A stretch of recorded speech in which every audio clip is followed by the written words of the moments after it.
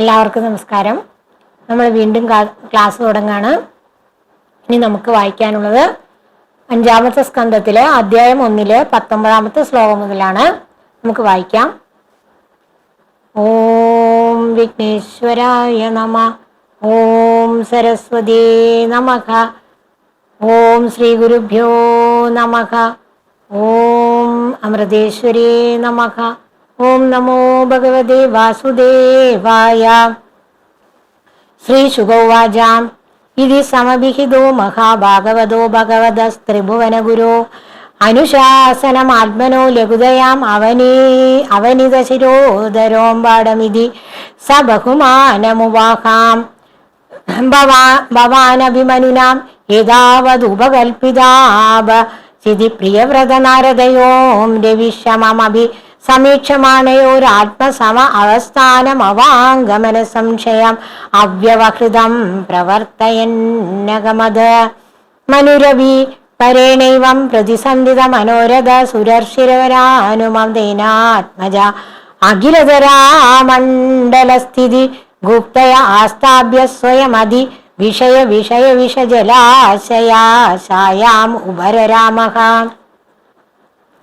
ഇതിഹ വാവ സ ജഗദീപതീശ്വരേച്ഛയാം അധിനിവേശിത കർമാധികാരോ അഖില ജഗൽ ബന്ധം ധ്വംസന പരാനുഭാവസ് ഭഗവത ആദിപുരുഷസ്യാംഗ്രിയുഗളൻ അവരധര ധ്യാനാനുഭാവേന പരിരന്ധിതവശായാശയോ ദതോഭിമാന വർദ്ധനോ മഹതാം മഹീതല മനുഷ്യശാസക അദജ ദുഹിതരം പ്രജാവതേർവിശ്വകർമ്മണ ഉഭയേ മേ ബർഹിഷ്മതീം നാമ തസ്യാമുപഭാവ ആത്മജനാ ആത്മജ സമാനശീല ഗുണകർമ്മ രൂപവീര്യോദാരാൻ ദശ ഭാവയാം ബഭുവാം കന്യാം ജയവീയസി ഊർജസ്വതീം നാമ അഗ്നീന്ദ്രേത്മജിഹ്വ യജ്ഞ ബഹുമഹാവിരഹിരണ്യേതസോ ഘൃത പൃഷ്ടസവനമേധാദിതി വീതിഹോത്ര കവയ ഇതി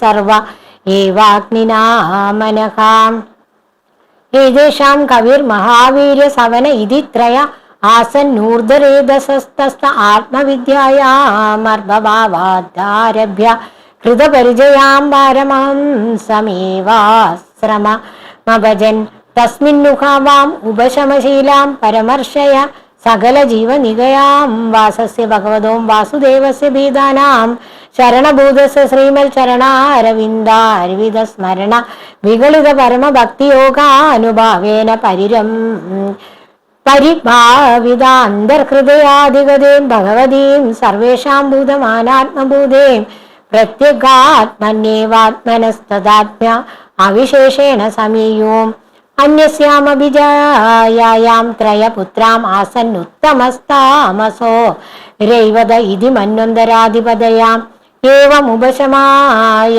അനേഷു സ്വതനേഷ്വത ജഗതീം പതിർ ജഗതീം അർബോധാന്യേകാദശ പരിവത്സരാണാം അവ്യാഹത അഖില പുരുഷ കാരസാര സംവൃതോർദണ്ഡയുഗളാപീഡിത മൗർവി ഗുണ സനിത വിരമിത ധർമ്മ പ്രതിപക്ഷോം ബർഹിഷ്മദ്യാശ്ചാനുദിനമോ ഏതമാന പ്രമോദ പ്രസരണ യൗഷേണ്യ വ്രീഡാ പ്രമുഷിത ആസാവലോക രുചിരക്ഷേല്വാദിഭി പരാഭൂയമാനാ വിവേക ഇവാനവ ബുദ്ധിമാനാം ഇവ മഹാമനാം ഭുജേ യാവദവഭാസയതീം സുരഗിരിമനുപരിക്രമൻ ഭഗവാൻ ആദിത്യോ വസുധാതലം ദേവനൈവ പ്രഥമധ്യാർദ്ധേനാവച്ഛാദയതി തദാഹി ഭഗവദുപാസനോപചിതാദി പുരുഷ പ്രഭാവ സദനഭിനന്ദനൻ സമജവേന രഥേന ജ്യോതിർമയേന രാജനീമഭിദിനം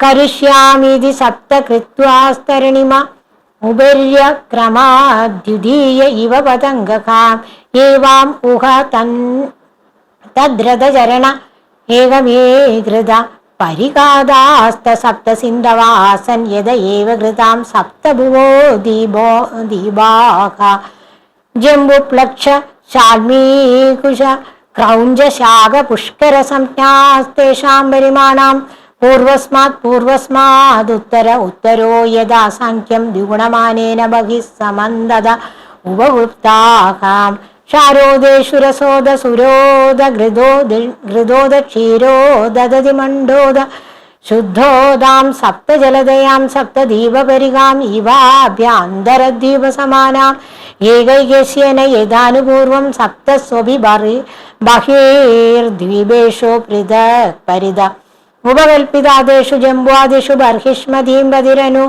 വ്രതനാത്മജാന ആഗ്രീന്ദേത്മജിഹ്വ യജ്ഞബാഹു ഹിരണ്യരേതോ വൃതപൃഷ്ടമേതാദിതി വീതി ഗോത്ര സംജ്ഞാൻ യഥാ സംഖ്യേനൈക ഏകസ്മിൻ ഏക ഏവാധിപതിം വിദദേ ദുഹിതരം ഊർജസ്പതിം നമോശനസേ പ്രായച്ഛദ്യ സമാസി ദേവയാനീനാം അഗാവ്യസുധാം നൈവം വിധ പുരുഷകാര ഉരുക്രമസ്യ പുംസാം തദംഘ്രിരജസാം ജിത ഷഡ്ഗുണാനാം ചിത്രം വിദൂര വിഗത സകൃതാ ദദജീത എന്നാമധ്യേയമധുനാം സജഹാദിബന്ധം സ ഏവം അപരിചയ ബല പരാക്രമ ഏകധാതു ദേവർഷി ചരണ അനുശരണയാനാൻ അനുപതിത ഗുണവിസർഗ സംസർഗേണ നിർവൃതം ഇവാത്മാനം മന്യമാന ആത്മനിർവേദ ഇതമാഹ അഹോ അസാധ്യ അനുഷ്ഠിതം ഏതഭിനിവേശിതോഖമിന്ദ്രിയൈരവി ദ്വരജിത വിഷയാന്തകൂപേ തദലമലമമുഷ്യാം വിനിതായാം വിനോദമൃഗം മാം ദിഗ്ദിഗർഹയാശ്ചകാരകാം പരദേവതാ പ്രസാദാധിഗതാത്മപ്രത്യവമർശനേനാനുപ്രവൃത്തേഭ്യ പുത്രേഭ്യ ഇമാം യഥാദായം വിഭജ്യ മുക്തഭോഗാം ച മഹിഷീം മൃതകമിവം സഹ മഹാവിഭൂതിമബകായ സ്വയം നിഹിത നിർവേദോ ഹൃദി ഗൃഹീത കരിവികാരാനുഭാവോ ഭഗവതോ നാരദസ്യ പദവീം പുനരേവാനുസസാരകാം തസ്യ ഹവാം യേജേ ശ്ലോകാം പ്രിയം വ്രതകൃതം കർമ്മ കോനു കുര്യാദുനേശ്വരം യോ നേമിസ്മനേരേ അരോച്ഛായാം സപ്തവാരിദീൻ ഭൂസംസ്ഥാനാം കൃതം യേന സരിത് ഗിരിവനാദിഭിസ്സീമാജ അവു നിർവൃതൈ ദീപേ ദീപേ വിഭാഗശ ഭൗമം ദിവ്യം മാനുഷം ച മഹിത്വം കർമ്മയോഗജം യശ്ചക്രേ നിരയോ ഭമ്യം പുരുഷാനുജനപ്രിയ ഇത് ശ്രീമദ് ഭാഗവതേ മഹാപുരാണേ പരമംസ സംഹിതായാം പഞ്ചമസ്കന്ധേ പ്രിയംവ്രത വിജയേ പ്രഥമോധ്യായഃ സർവത്ര ഗോവിന്ദനാമ സങ്കീർത്തനം ഗോവിന്ദ ഗോവിന്ദ. ഇനി നമുക്ക് വായിച്ചതിന്റെ അർത്ഥങ്ങളൊക്കെ നോക്കാം. അപ്പൊ നമ്മൾ ആരെക്കുറിച്ചാണ് പറഞ്ഞുകൊണ്ടിരിക്കുന്നത്? പ്രിയംവ്രത മഹാരാജാവിൽ ആദ്യം പറഞ്ഞു എനിക്ക് രാജാവൊന്നും ആകാൻ വയ്യ, ഞാൻ സന്യസിക്കാൻ പോവാണ്. അപ്പൊ പിന്നെ ഭഗവാൻ പറഞ്ഞു എന്താ ഈ സന്യസിക്കാൻ പോകുന്നതിന്റെ അർത്ഥം? എല്ലാം നമ്മൾ ആരെന്താവണം, നമ്മൾ സന്യാസി ആവണോ, നമ്മൾ കുടുംബജീവിതം നയിക്കണോ, നമ്മൾ വിവാഹം കഴിക്കണോ, ഇതൊക്കെ ആരാ തീരുമാനിക്കുന്നത്? ഭഗവാനാണ് തീരുമാനിക്കുന്നത്. അപ്പൊ അതുകൊണ്ട് നീ ഒന്നിനും പോണ്ട. നിന്നൊക്കെ ഇപ്പൊ എന്താണോ നമ്മുടെ പ്രസന്റ് ആണ് നമ്മുടെ കയ്യിലുള്ളൂ അല്ലേ. നമ്മുടെ കഴിഞ്ഞു പോയത് നമുക്ക് നമ്മുടെ കയ്യിലല്ല, വരാനിരിക്കുന്നതും നമ്മുടെ കയ്യിലല്ല. അപ്പൊ പ്രസന്റിൽ നമ്മൾ എന്തെങ്കിലും ഉപയോഗപ്രദമായിട്ടുള്ള കാര്യങ്ങൾ ചെയ്യാം. അപ്പൊ അതാണ് നിനക്ക് ചെയ്യാനുള്ളത്. അപ്പൊ നീ യുവാവാണ്, അപ്പൊ എന്ത് ചെയ്യണം? നീ ജനങ്ങൾക്ക് സേവനം ചെയ്യണം. അപ്പോ നമ്മൾ നേരത്തെ പറഞ്ഞ മാതിരി ഒരു യുവാവ് ഏതൊക്കെ രീതിയിൽ ജനസേവനം ചെയ്യണമോ അതൊക്കെ ആര് ചെയ്തു? പ്രിയംവ്രത മഹാരാജാവ് ചെയ്തു. അദ്ദേഹം വിശ്വകർമാവിന്റെ പുത്രിയായ ബർഹിഷ്മതി എന്നു പേരുള്ള ഒരു രാജകുമാരിയെ വിവാഹം കഴിച്ചു. അങ്ങനെ അദ്ദേഹം അതിൽ കുറെ പുത്രന്മാരെ ഉണ്ടായി. പിന്നെ ഒരു പുത്രിയും ഉണ്ടായി, ഊർജസ്വതി എന്ന് പറഞ്ഞ ഒരു പുത്രി ഉണ്ടായി. കുറെ പുത്രന്മാരുണ്ടായി. പിന്നെ രാജാക്കന്മാരുടെ ഇതുപോലെ തന്നെ 2 ഭാര്യമാരുണ്ടായിരുന്നു പ്രിയംവ്രതന്. വേറൊരു ഭാര്യ ഉണ്ടായിരുന്നു, അവരിലും കുട്ടികളുണ്ടായി. ഇനി ഈ കുട്ടികൾക്കൊക്കെ നല്ല രീതിയിലാക്കണം. അപ്പോൾ പ്രിയംവ്രതൻ അവരെയൊക്കെ നല്ല രാജാക്കന്മാരാക്കാൻ, അപ്പൊ നമ്മൾ പറഞ്ഞില്ലേ യുവാക്കളെ നന്നാക്കി എടുക്കാൻ. അപ്പൊ എന്താണ് ഓരോരുത്തർക്കും പ്രിയംവ്രതൻ പറഞ്ഞു കൊടുത്തത്? എന്താണ്? അദ്ദേഹം എങ്ങനെയായിരുന്നു ഒരു രാജ്യം ഭരിക്കുന്ന രാജാവായാലും ആദ്യം മനസ്സിലാക്കേണ്ടത് നമ്മൾ കൃഷിയാണ് നമ്മളെ ഏറ്റവും പ്രധാനപ്പെട്ടത് അല്ലേ. അപ്പൊ പൃഥു ചക്രവർത്തി ഭൂമിയിൽ നിന്നും കറന്നെടുക്കാൻ ഭൂമി പറഞ്ഞു, എന്നിൽ നിന്ന് എല്ലാം നീ കറന്നെടുത്തോ എന്ന് ഭൂമിദേവി പറഞ്ഞു. അപ്പൊ ഭൂമിയിലെല്ലാം ഉണ്ട്, പക്ഷെ നമ്മളത് എങ്ങനെ ഉപയോഗിക്കണം എന്ന് നമുക്കറിയണം. ആ ഒരു അറിവാണ് നമുക്ക് വേണ്ടത്. അപ്പൊ പ്രിയവ്രതന് അറിവ് കിട്ടിയ ആളായതുകൊണ്ട് മക്കൾക്കൊക്കെ ആ അറിവ് പറഞ്ഞു കൊടുത്ത് ഭൂമി മുഴുവനും പരിപാലിച്ച ഒരാളായിരുന്നു പ്രിയവ്രതൻ. അപ്പൊ നമ്മൾ ഇന്ന് 7 ഭൂഖണ്ഡങ്ങൾ എന്ന് പറയുന്നില്ലേ, അപ്പൊ പ്രിയവ്രത മഹാരാജാവായിരുന്നു ഈ 7 ഭൂഖണ്ഡങ്ങളാക്കി ഭൂമിയെ തരംതിരിച്ചു എന്ന് പറയും. 7 ഭൂഖണ്ഡങ്ങളെ ഇപ്പൊ നമ്മൾ പറഞ്ഞില്ലേ നമ്മൾ അമേരിക്ക കണ്ടുപിടിച്ചു എന്നൊക്കെ അല്ലെ. ഇപ്പൊ അത് ആദ്യമേ ഉള്ള കാര്യമാണ്, നമ്മൾക്ക് അറിയില്ലായിരുന്നു അമേരിക്ക അവിടെ ഉണ്ട്. പക്ഷെ നോക്കൂ, പ്രിയവ്രതൻ ഈ ലോകം മുഴുവനും അന്നേ കണ്ടുപിടിച്ചു. നമ്മുടെ ഭാഗവതത്തിൽ ഇല്ലാത്തത് നമുക്ക് പുറത്ത് കാണാൻ പറ്റില്ല എന്ന്. അത് വളരെ കറക്റ്റാണ്. ഭാഗവതത്തിൽ 5000 വർഷം മുമ്പ്. ഇന്ന് നമ്മൾ ഓരോന്നൊക്കെ കണ്ടുപിടിച്ചുകൊണ്ടിരിക്കുന്നല്ലേ. ഇപ്പൊ ചൊവ്വയിലേക്ക് പോകാൻ നോക്കുന്നുണ്ട്, അങ്ങനെ ഗ്രഹങ്ങളെ കുറിച്ചൊക്കെ നമ്മൾ എവിടെ എത്തിയിട്ടില്ല. അന്നത്തെ എത്തിയവിടെ എത്തിയിട്ടില്ല, ഇപ്പൊ നമ്മൾ എത്തിയിട്ടില്ല. അപ്പൊ നമ്മൾക്ക് തന്നെ അറിയാലേ, ഇതിൽ പറയുന്നു 7 ഭൂഖണ്ഡങ്ങളെ പറ്റി. പക്ഷെ നമുക്ക് എപ്പോഴാണ് 7 ഭൂഖണ്ഡങ്ങളെ പറ്റി അറിയാൻ തുടങ്ങിയത്? മെഗല്ലൻ അങ്ങനെ ഒരാളല്ലേ എന്താണ് ഇങ്ങനെ ഓരോ സഞ്ചാരമൊക്കെ ചെയ്ത് ഓരോ ഭൂഖണ്ഡങ്ങളൊക്കെ കണ്ടുപിടിച്ചു. ഇപ്പൊ അമേരിക്ക കണ്ടുപിടിച്ച ആളെന്ന് നമ്മൾ പറയും. അമേരിക്ക ഒരു ശാസ്ത്രജ്ഞൻ കണ്ടുപിടിച്ചതാണ്. അപ്പൊ അമേരിക്ക അവിടെ തന്നെ ഉണ്ടായിരുന്നു, നമുക്കറിയില്ലായിരുന്നു, പ്രിയവ്രതൻ അറിയായിരുന്നു. അപ്പൊ അതാണ് നമ്മുടെ പുരാണങ്ങളും നമ്മുടെ ഇതിഹാസങ്ങളും വെറും മിത്ത് എന്ന് പറഞ്ഞിട്ട് ഇന്നുള്ളവരൊക്കെ എന്താ പറയുന്നത്, അതിനെ മിത്ത് എന്നൊക്കെ പറഞ്ഞിട്ട് അതിനെ അങ്ങോട്ട് എന്താ വെച്ചാൽ ഒരു മിത്ത് പറഞ്ഞ എന്താ, ആ വേർഡിന്റെ അർത്ഥം എന്താന്ന് വെച്ചാൽ അതൊരു കെട്ടുകഥ പോലെയാണ്, ഒന്നുമില്ലാത്തതാണ്. അങ്ങനെ ഇന്നത്തെ ഭാഗവതോ ഭഗവത്ഗീതയോ പുരാണങ്ങളോ എന്താ ഇതിലൊക്കെ ഉള്ളത്? അപ്പൊ നമ്മൾ ഹിസ്റ്ററി പഠിക്കണില്ലേ കഷ്ടപ്പെട്ടിട്ട്? ഹിസ്റ്ററി പഠിച്ച് പരീക്ഷ എഴുതണില്ലേ, പാസ്സാവണില്ലേ അല്ലെ? കുട്ടികൾ പാവങ്ങൾ എത്ര കഷ്ടപ്പെടണു അല്ലേ? സ്വാതന്ത്ര്യ സമരമൊക്കെ പഠിക്കുമ്പോഴേക്കും അവര് ഈ ഇന്ന ആള് സ്വാതന്ത്ര്യ സമരം നയിച്ചു പറയുമ്പോഴേക്കും ഹിസ്റ്ററി പെട്ടെന്ന് മറന്നു പോവുകയും പിന്നെ ആരാ ചെയ്തതെന്ന് ചോദിച്ചു കഴിഞ്ഞാൽ 1-ാം ലോകമഹായുദ്ധം ആര് തമ്മിലായിരുന്നു എന്നൊക്കെ ചോദിച്ചാൽ പിന്നെയും ആദ്യം കാണാണ്ട് പഠിക്കുന്നു. അതുകൊണ്ട് എന്താ ഗുണം? അപ്പൊ നോക്കൂ, അതൊക്കെ പഠിക്കുന്നുണ്ടല്ലേ ഇപ്പോ, പാഠ്യവിഷയമാണ്. പക്ഷെ ഇതൊക്കെയാണ് പാഠ്യവിഷയം ആക്കേണ്ടത്. ഇതിലൂടെയാണ് നമ്മൾ കാര്യങ്ങൾ പഠിക്കുന്നത്. ഇന്ന് നോക്കൂ, അന്നുണ്ടായ ഇത് മിത്താണോ? മിത്ത് എങ്ങനെ നമുക്ക് പറയാൻ പറ്റുക? 7 ഭൂഖണ്ഡങ്ങളെ കുറിച്ച് ഇവിടെ പറയുന്നു. ഇന്ന് നമുക്കറിയാം 7 ഭൂഖണ്ഡങ്ങളായി നമ്മൾ ഭൂമിയുണ്ട്. അതിനപ്പുറം ഭൂഖണ്ഡങ്ങളുണ്ടോ എന്ന് ആർക്കറിയാം? ഇപ്പോഴും നമ്മളതൊന്നും കണ്ടുപിടിച്ചിട്ടില്ല. നമുക്കിപ്പോ 7 ഭൂഖണ്ഡങ്ങളെ കുറിച്ച് അറിയുള്ളൂ. അതിനപ്പുറത്ത് ജലത്തിന്റെ അതിന്റെ അറ്റം കണ്ടുപിടിച്ചിട്ടുണ്ടോ ആരെങ്കിലും? ഏതിന്റെങ്കിലും അറ്റത്ത് നമുക്ക് പോകാൻ പറ്റിയിട്ടുണ്ടോ? പോകാൻ പറ്റിയാൽ അതിന്റെ അപ്പുറത്ത് എന്താന്ന് നമ്മൾ നോക്കണ്ടേ? ഇതൊക്കെ നമ്മൾ വളരെ നോക്കൂ. എന്നിട്ട് നമ്മൾ ഈ പുരാണങ്ങളെ മിത്തെന്നും പറയുന്നു. ആലോചിച്ച് നോക്കൂ. ഇതൊക്കെയല്ലേ നമ്മുടെ കുട്ടികൾക്ക് നമ്മൾ ഇതല്ലേ പറഞ്ഞു കൊടുക്കേണ്ടത്, കുട്ടികളെ ഇതല്ലേ പറഞ്ഞു പഠിപ്പിക്കേണ്ടത്. അപ്പൊ അങ്ങനെ പ്രിയവ്രത മഹാരാജാവ് ഭൂമി എങ്ങനെ പരിപാലിക്കണം എന്നാ മക്കൾക്ക് പഠിപ്പിച്ചത്. ഇന്നത്തെ പോലെ അതായത് ഇത് പറയുമ്പോൾ എനിക്കൊരു കഥയല്ല, ഒരു നടന്ന കാര്യം ഓർമ്മ വന്നാണ്. അതായത് പത്രത്തിൽ, ഈ മാതൃഭൂമി പത്രത്തിലാണെന്ന് തോന്നുന്നു, ഈ മഹാത്മാക്കളെ കുറിച്ചിട്ടുള്ള വരാറുണ്ട്. ഈ വാരാന്ത പതിപ്പിലൊക്കെ വരും. ഒരു മഹാത്മാക്കളെ കുറിച്ച് എന്തെങ്കിലും പ്രശസ്തി ഉള്ളവരെ കുറിച്ചൊക്കെ വരില്ലേ. അതിലൊരാളുടെ കഥ വന്നിട്ടുണ്ട്. അയാൾക്ക് കർഷക അവാർഡ് കിട്ടിയതാണ്. ഇപ്പോഴല്ല, ഒരു 10 കൊല്ലം മുമ്പാണെന്ന് തോന്നുന്നു. പക്ഷെ അത് ഞാൻ മറന്നിട്ടേ ഇല്ല. ആ പേപ്പർ പോലും ഞാൻ എടുത്തു വെച്ചിട്ടുണ്ടായിരുന്നു. അതായത് കർഷകശ്രീ എന്തോ അവാർഡ് കിട്ടി അദ്ദേഹത്തിന്. അപ്പൊ അദ്ദേഹത്തിന്റെ അഭിമുഖം വന്നതാണ്. അതിൽ അദ്ദേഹം പറയാണ് എന്തായത് അദ്ദേഹത്തിന്റെ കാര്യം, എങ്ങനെ അദ്ദേഹത്തിന് ഈ കർഷക അവാർഡ് കിട്ടി എന്നുള്ളത് പറയും. അപ്പോ ആദ്യം തന്നെ ഇദ്ദേഹം എന്തൊക്കെയോ അതായത് എഞ്ചിനീയറിംഗ് ഒക്കെ പഠിച്ചിട്ടുള്ള ആളായിരുന്നു. പേരത്ര ഓർക്കണില്ല. എഞ്ചിനീയറിംഗ് ഒക്കെ പഠിച്ച അമേരിക്കയിലായിരുന്നു അദ്ദേഹത്തിന് ജോലി. അപ്പൊ നാട്ടിലെ അച്ഛനും അമ്മയൊക്കെ വലിയ കൃഷിക്കാരായിരുന്നു. വലിയൊരു ഭൂസ്വത്തിന്റെ ഉടമയൊക്കെ ആയിരുന്നു അയാളുടെ അച്ഛൻ. അപ്പൊ ഇദ്ദേഹം അന്യരാജ്യത്ത് പോയി അങ്ങനെ നല്ല ജോലിയൊക്കെ ആയി, സോഫ്റ്റ്വെയർ എഞ്ചിനീയർ ഒക്കെ ആയിട്ട് അങ്ങനെ ഇരിക്കുമ്പോൾ ഒരിക്കൽ അദ്ദേഹം വീട്ടിൽ ലീവിൽ വരികയാണ്. എന്നിട്ട് അദ്ദേഹത്തിന്റെ പ്ലാൻ എന്താ വെച്ചാൽ അമ്മയും അച്ഛനെയൊക്കെ അങ്ങോട്ട് കൊണ്ടുപോകണം, വീടൊക്കെ വിട്ടിട്ട് അമ്മയും അച്ഛനെയൊക്കെ വിദേശത്തേക്ക് കൊണ്ടുപോകണം എന്ന് പറഞ്ഞിട്ടാണ് വന്നിരിക്കുകയാണ്. അപ്പോൾ ഈ അച്ഛനും അമ്മയ്ക്ക് അത്ര ഇഷ്ടമൊന്നുമല്ല നാട് വിട്ടൊന്നും പോകുന്നത്. അപ്പോൾ അങ്ങനെ ഇരിക്കുമ്പോൾ ഇദ്ദേഹം വന്നു. അപ്പൊ രാവിലെ ഇദ്ദേഹം ഇങ്ങനെ ഉമ്മറത്ത് വന്നിരിക്കുകയാണ് ചായയെ കുടിച്ചുകൊണ്ട് അമ്മയുടെ. അപ്പൊ അടുത്ത വീട്ടിൽ പാലൊക്കെ കൊണ്ടുവരുന്ന ഒരു സ്ത്രീ, കുറച്ച് വയസ്സായ ഒരു സ്ത്രീ അവിടെ വരികയാണ്, പാല് കൊണ്ടുവരികയാണ്. അപ്പൊ ഈ മോനെ കണ്ടപ്പോൾ ചോദിക്കുക, അയ്യോ മോനെ, നിന്നെ ഞാൻ എടുത്തു വളർത്തിയതായിരുന്നല്ലോ, നീ ഇപ്പൊ ഇത്രയും വലുതായോ, നിന്നെ കാണാൻ പറ്റിയത് എനിക്ക് വലിയ സന്തോഷം, എവിടെ മോൻ ഞാൻ എന്ന് പറഞ്ഞ് വിളിച്ച് മോനെ പരിചയപ്പെടുത്തിയിട്ട്, മോനെ നിനക്കറിയോ, നിന്നെ എടുത്തു വളർത്തിയതാണ് ഈ അമ്മ എന്ന് പറഞ്ഞു. അപ്പൊ അമ്മ എന്താ ചെയ്യണത്, ഇപ്പൊ എന്താ അവർ ചെയ്യുന്നത്, വളരെ സന്തോഷത്തിലാണ് അവര് കണ്ടത്. ഇത്രയും പ്രായത്തിലും അവര് പശുവിനെ കറന്ന് പാലിവിടെ കൊണ്ടുവന്ന് കൊടുക്കണു. അതുപോലെ അവർക്ക് കുറച്ച് കൃഷി കാര്യങ്ങളൊക്കെ ഉണ്ട്. അപ്പൊ ചോദിച്ചു, മക്കളൊക്കെ എന്താ, മകനുണ്ട്, മകനും കൃഷി തന്നെയാണ് എന്ന് പറഞ്ഞു. അപ്പൊ ആ അമ്മ വളരെ സന്തോഷത്തോടു കൂടിയിട്ട് സംസാരിച്ചു.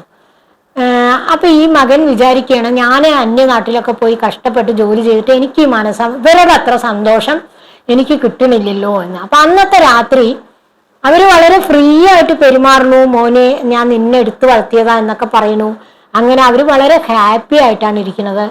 അവർക്ക് തൻ്റെ പോലുള്ള വലിയ വീടില്ല, തൻ്റെ പോലുള്ള പണമില്ല, അങ്ങനെ ഒന്നുമില്ല. പക്ഷെ ആ അമ്മ പശുവിനെ സ്നേഹിക്കുന്നു, ആ പശുവിനെ കറന്ന് പാല് നമുക്ക് കൊണ്ടുതരുന്നു. അപ്പൊ അന്നത്തെ രാത്രി അയാൾക്ക് ഉറങ്ങാനേ പറ്റിയില്ല. അദ്ദേഹത്തിന്റെ ഫോറിനിലെ ജീവിതത്തെ കുറിച്ച് അദ്ദേഹം ആലോചിച്ചു. അവിടുത്തെ യാന്ത്രികമായ മുഖങ്ങൾ, ഈ ഒരു സ്ത്രീയിൽ കണ്ട ആ ഒരു സൗന്ദര്യം, ആ ഒരു സ്നേഹം അയാൾക്ക് വേറെ എവിടെയും കാണാൻ പറ്റിയിട്ടില്ലായിരുന്നു. അതിന് ആ മുഖം ഓർത്തോർത്തോർത്ത് ആ രാത്രി അദ്ദേഹത്തിന് ഉറങ്ങാൻ പറ്റിയില്ല. ആ സ്ത്രീക്കുള്ള സന്തോഷം എന്തുകൊണ്ട് എനിക്കില്ല. അങ്ങനെ പിറ്റേ ദിവസം ആ സ്ത്രീയുടെ വീട്ടിൽ പോവുകയും അവരെ കൂടുതൽ പരിചയപ്പെടുകയും ചെയ്തപ്പോൾ അവർ കൃഷി കൊണ്ടാണ് ജീവിക്കുന്നത്, വളരെ സന്തോഷമായിട്ട്. നമുക്കാണെങ്കിൽ ഇവിടെ ഇഷ്ടം പോലെ കൃഷിയുണ്ട്, അതിനെ വിറ്റ് അച്ഛനെയും അമ്മയും കൊണ്ട് ഞാൻ എവിടേക്കാ പോകാൻ പ്ലാൻ ചെയ്തത്, ഫോറിനിലേക്ക്. പക്ഷെ അവിടെ പോയാൽ അച്ഛനും അമ്മയ്ക്കും സമാധാനം ഉണ്ടാവില്ല. അവർക്ക് പറമ്പിലൊക്കെ ഇങ്ങനെ ഇറങ്ങി നടന്നുള്ള ജീവിതമാണ് അവരുടെ ആഗ്രഹം. അവർക്ക് അങ്ങനെ ഫ്ലാറ്റിൻ്റെ ഉള്ളിൽ അടച്ചിരിക്കാൻ ഇഷ്ടമല്ലായിരുന്നു. അച്ഛൻ അതാ പറയുന്നുണ്ടായിരുന്നു, മോനെ ഞങ്ങൾക്ക് എൻ്റെ കൂടെ വരാൻ ഇഷ്ടമല്ല, ഞങ്ങൾക്ക് ഇങ്ങനെ പറമ്പിലും പാടത്തും ഒക്കെ നടന്നാലേ സമാധാനം കിട്ടും. അപ്പൊ ആ മകൻ വിചാരിച്ചു, അച്ഛനെയും അമ്മയും വിഷമിപ്പിക്കാണ്ട് ആ സ്ത്രീയെ പോലെ സന്തോഷമായിട്ട് ഉള്ളതിൽ സംതൃപ്തിപ്പെട്ടുകൊണ്ട് ഞാനും ജീവിക്കുമെന്ന് വിചാരിച്ചുകൊണ്ട് ആ ഫോറിനിലെ ജോലിയൊക്കെ അയാൾ ഉപേക്ഷിച്ചിട്ട് തൻ്റെ കൃഷി ഏറ്റെടുത്ത് നടത്തി. അങ്ങനെ ആ സ്ത്രീയിൽ നിന്ന് കുറെ പാഠങ്ങൾ പഠിച്ചുകൊണ്ട് ഒരു പശുവിനെ വളർത്താൻ അവർ വാങ്ങുകയാണ്. അങ്ങനെ ആ പശുവിൽ നിന്ന് വലിയൊരു പൗൾട്രി ഫാം ഉണ്ടാക്കി കർഷകൻ എന്ന നിലയിൽ, അതായത് കീടനാശിനി ഉപയോഗിക്കാതെ എങ്ങനെ ജൈവവളങ്ങൾ ഉപയോഗിച്ച് കാർഷിക വൃത്തി നടത്തിയിട്ട് നല്ല നിലയിൽ എത്താമെന്നാണ് അദ്ദേഹം കാണിച്ചു കൊടുത്തത്. നല്ല വിളവുണ്ടാക്കി കാണിച്ചു കൊടുത്ത് അങ്ങനെ അദ്ദേഹത്തിന് അവാർഡ് കിട്ടി. അപ്പൊ നോക്കൂ, ആ അവാർഡ് കിട്ടാനുണ്ടായ ആ സാഹചര്യം, അപ്പൊ ആ മനസ്സ് ആ യുവാവിന് ഉണ്ടായതുകൊണ്ട്. അപ്പൊ അതുപോലെ നമ്മുടെ നാട്ടിലുള്ള ഇന്നത്തെ എല്ലാ കൃഷിക്കാരും, പ്രത്യേകിച്ച് നായന്മാരൊക്കെ പറയാന്ന് വെച്ചാൽ പണ്ടത്തെ കാലത്ത് കൃഷി ഉണ്ടായിരുന്നു, അവർക്ക് വലിയ വീടുകളും കൃഷി ഉണ്ടായിരുന്നു. ഇന്ന് ആർക്കും അതില്ല. അവരൊക്കെ ഫ്ലാറ്റിൻ്റെ ഉള്ളില് വളരെയധികം വിഷമത്തോടു കൂടിയിട്ടാണ് ജീവിച്ച് ഐസിയുവിൽ കിടന്ന് മരിക്കുന്നത്. അങ്ങനെ ഒരു അവസ്ഥയാണ് വന്നിരിക്കുന്നത്. അപ്പൊ ഓരോ യുവാക്കളും അങ്ങനെ വിചാരിച്ച അവർക്ക് സന്തോഷമായിട്ട് ടെൻഷൻ ഇല്ല, ആരുടെയും ബോസിന്റെ ചീത്ത കേൾക്കണ്ട, നല്ലൊരു ജീവിതം അല്ലെ. ആ സ്ത്രീ അങ്ങനെയായിരുന്നേ. ഇയാൾക്കാണെങ്കിൽ 100 ടെൻഷനാണ് ജോലിയില്. ആ പാല് കൊണ്ടുവന്ന സ്ത്രീ വളരെ സന്തോഷമായിട്ട് പുഞ്ചിരിച്ച്, അത്തരത്തിലുള്ളൊരു സ്നേഹം നമുക്ക് ഇന്ന് കാണാൻ കിട്ടുന്നുണ്ടോ? ഇല്ല. എവിടെ നോക്കിയാലും എന്താണുള്ളത്? ബിസിനസ് മെന്റാലിറ്റിയാണ് ഇപ്പൊ എല്ലാവർക്കും ഉള്ളത്. അപ്പൊ അങ്ങനെ അല്ലാതാവാൻ അയാൾക്ക് സാധിച്ചത് ഇങ്ങനെയൊക്കെ ചിന്തിച്ചത് കൊണ്ടാണ്. അപ്പൊ പ്രിയംവ്രതന്റെ കാര്യത്തിൽ ഇപ്പൊ ഇത് നമ്മൾ ഓർക്കുന്നത്. അപ്പൊ പ്രിയംവ്രതൻ അങ്ങനെയുള്ള ഒരു രാജാവായിരുന്നു എന്നുള്ളതാണ് നമ്മൾ ഇതൊന്ന് മനസ്സിലാക്കേണ്ടത്. അപ്പൊ ഈ പാല് കൊണ്ടുവന്ന ആ സ്ത്രീ ഒരു വൃദ്ധയായിരുന്നു. ഈ കർഷകശ്രീ അവാർഡ് കിട്ടി അയാളുടെ ആ അച്ഛനും അമ്മയും ആ കർഷക ഇത് തുടങ്ങിയത് കൊണ്ട് ആ അച്ഛനും അമ്മയ്ക്കും വളരെ സന്തോഷത്തോടു കൂടിയിട്ട് മകന്റെ കൂടെ ജീവിച്ച് അങ്ങനെ ആ പഴയ വീട്ടിൽ തന്നെ അവർക്ക് ജീവിച്ച് ഗ്രാമാന്തരീക്ഷത്തിൽ തന്നെ ജീവിച്ചുകൊണ്ട് അവർക്ക് സന്തോഷത്തോടു കൂടി മകന്റെ കൂടെ തന്നെ ജീവിച്ച് അവർക്ക് മരിക്കാനും സാധിച്ചു. അപ്പൊ അതുപോലെ നമ്മളും വാർദ്ധക്യത്തിൽ സന്തോഷം കിട്ടണമെങ്കിൽ നമ്മുടെ മക്കളൊക്കെ ഇങ്ങനെ ചിന്തിക്കണം. ഒന്നുകിൽ അങ്ങനെയെങ്കിലും ചിന്തിക്കുക, അതല്ലെങ്കിൽ രണ്ടുപേരും, ഒരാൾക്ക് വാർദ്ധക്യത്തിൽ സന്തോഷം കിട്ടണമെങ്കിൽ രണ്ടു കൂട്ടരും പരസ്പരം സന്തോഷമാവണം. ഇപ്പൊ നമ്മൾ ഈ പാല് കൊണ്ടുവന്ന ആ സ്ത്രീക്ക് ഉണ്ടായിരുന്ന, അത് നടന്ന കാര്യമല്ലേ, അവർ വാർദ്ധക്യത്തിൽ അവർക്ക് എങ്ങനെ സന്തോഷിക്കാൻ സാധിച്ചു? ഉള്ളതിൽ തൃപ്തിപ്പെട്ടുകൊണ്ട് നമ്മുടെ കൃഷിസ്ഥലങ്ങളിൽ നമ്മൾ തന്നെ, ഇപ്പൊ നോക്കും മിക്കവാറും പച്ചക്കറികളും എല്ലാം നമ്മൾ അന്യ നാടുകളിൽ നിന്ന് കൊണ്ടുവരികയാണ്. അപ്പൊ കേരളത്തിൽ തമിഴ്നാട്ടിൽ നിന്ന് കൊണ്ടുവരും. എന്തിനാണ് അങ്ങനെ? ചെറുതായിട്ട് നമ്മൾക്കും അങ്ങനെയൊക്കെ ചെയ്താല് ഒരു പച്ചക്കറി കട വയ്ക്കുന്നവരും പോലും ജീവിച്ചു പോകുന്നുണ്ടെങ്കിൽ വലിയ പച്ചക്കറി ഫാമും അങ്ങനെ അവരവരുടെ സാമ്പത്തിക സ്ഥിതിക്ക് അനുസരിച്ച് ചെയ്യാലോ. അവരുടെ സാമ്പത്തിക സ്ഥിതിക്ക് അനുസരിച്ചും ഉള്ള സ്ഥലത്തും കൃഷി ചെയ്തുകൊണ്ട് അതിന്റെ വരുമാനം കൊണ്ട് ഉന്നത സ്ഥിതിയിൽ എത്താൻ പറ്റും. പക്ഷെ അതിന് നമ്മൾ അധ്വാനിക്കണേ. അധ്വാനം അതിനാവശ്യമാണ്. അധ്വാനം ഉണ്ടെങ്കിൽ നമുക്ക് ടെൻഷൻ ഇല്ല.